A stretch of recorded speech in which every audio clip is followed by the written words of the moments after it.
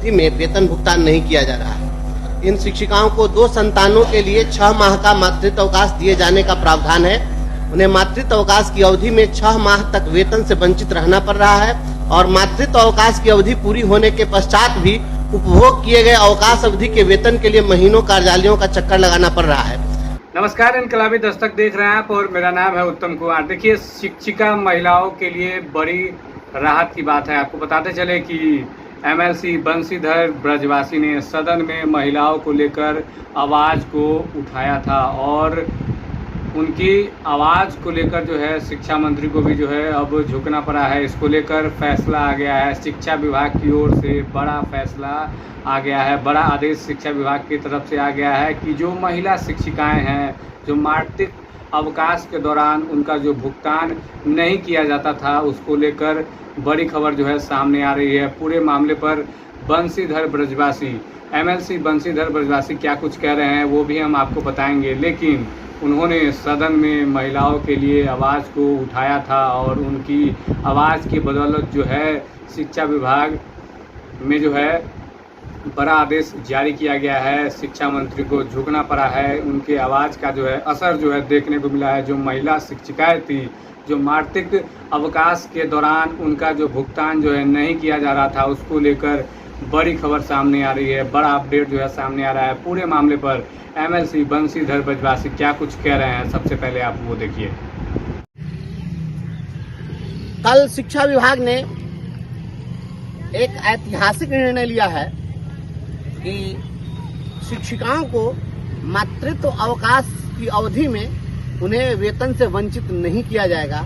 इसके लिए राज्य के अपर मुख्य सचिव आदरणीय एस सिद्धार्थ साहब को मैं हृदय से धन्यवाद देता हूं कि इन्होंने जो निर्णय लिया यह एक ऐतिहासिक निर्णय है।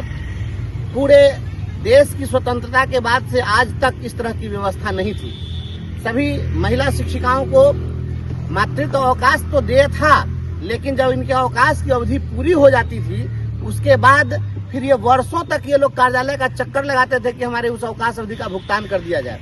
और इस मामले को लेकर हमने 11 मार्च को बजट सत्र के दौरान इस मामले को विधान परिषद में हमने उठाया था शून्यकाल के माध्यम से।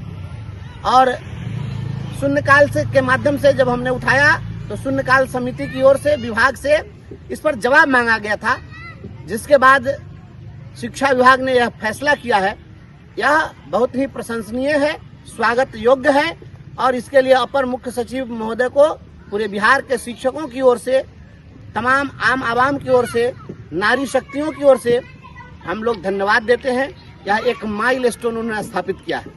लेकिन इसके साथ साथ आदरणीय एस सिद्धार्थ साहब से मैं यह अनुरोध करता हूं कि जिस प्रकार से आपने मातृत्व अवकाश की अवधि में निर्बाध रूप से वेतन देने की घोषणा कर दी है, ऐसा निर्देश जारी कर दिया है, इसी प्रकार से चिकित्सा अवकाश में जो लोग रहते हैं, अगर कोई बीमार हो गए, लंबी बीमारी के में वो चले जाते हैं, परेशान हो जाते हैं, तो एक और तो बीमारी के कारण उनका खर्च बढ़ जाता है, इलाज कराने के लिए उनको अतिरिक्त पैसे की आवश्यकता होती है, और दूसरी ओर उनका भी वेतन ये लोग बंद कर देते हैं कि अब पूरा आप इलाज करा के फिट होकर आइएगा तभी हम पैसा देंगे। तो यह दिक्कत है।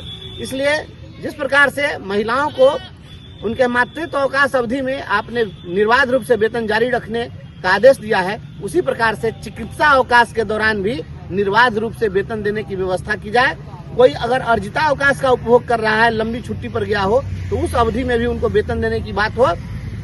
किसी भी शिक्षक और किसी भी कर्मी का अगर वह अवकाश है तो अवकाश और जिस अवकाश अवधि का वेतन दे है उनका वेतन रोकने का कोई औचित्य नहीं होता है। तो एकमात्र औचित्य होता है कि इसमें हम लोग फिर कमीशन खोरी करें, दलाली करें। और शिक्षा विभाग का प्रखंड से लेकर जिला स्तर तक का कार्यालय घोर भ्रष्टाचार में लिप्त है और बिना पैसा का एक काम नहीं होता है। हमने कल ही मुजफ्फरपुर में दिया है कि 5-5 साल से वेतन नहीं दिया जा रहा शिक्षकों का। निवेदन समिति के माध्यम से दर्जनों शिक्षकों का हमने डिटेल दिया है। उनका वेतन विपत्र कार्यालयों में पड़ा हुआ है। कोई बीओ बना करके भेज दिया तो डीपीओ के यहाँ पड़ा हुआ है, कोई एचएम एब्सेंटी दे दिया तो बीओ के यहाँ पड़ा हुआ है। तो यह गंभीर भ्रष्टाचार का मामला है, इस पर भी नकेल कसना होगा। किसी का भी वेतन, किसी का अंतर वेतन, किसी का मैटरनिटी लीव का पैसा, किसी को अगर मेडिकल लीव का पैसा है वो पैसा ईएल का है, किसी प्रकार का कोई पैसा किसी कार्यालय में लंबित हो, वहाँ के शिक्षा विभाग के स्थानीय पदाधिकारी को जिम्मेवारी निर्धारित करते हुए उनको नाप देना चाहिए।